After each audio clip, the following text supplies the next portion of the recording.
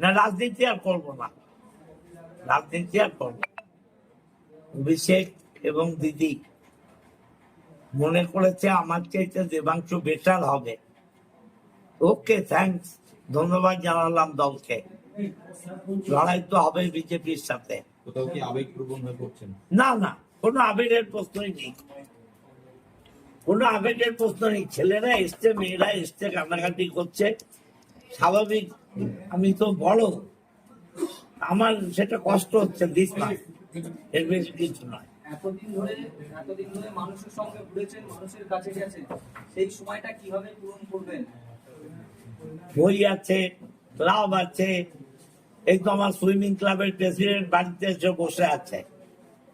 Club করব, মাঠ করব, বই পড়বো, সময় কাটাবো, আর নিশ্চয়ই একদম তো বেকার হয়ে যাব না। যদি মনে করি আবার কোর্টে নামবো, প্র্যাকটিস করব। লয়ার ডিগ্রিটা আছে, বার কাউন্সিলের সার্টিফিকেট আছে, কোর্টে নেমে যাব। রাজনীতি কিভাবে সন্ন্যাস নাকি নিচ্ছেন? সন্ন্যাস নিলেন? রাজনীতি থেকে বিশ্রাম নিলাম। দল যদি কাজ করতে হলো তখন দল কাজ করতে বললে করতে হবে নাকি? আমি কার ঠিকা চাকর নাকি?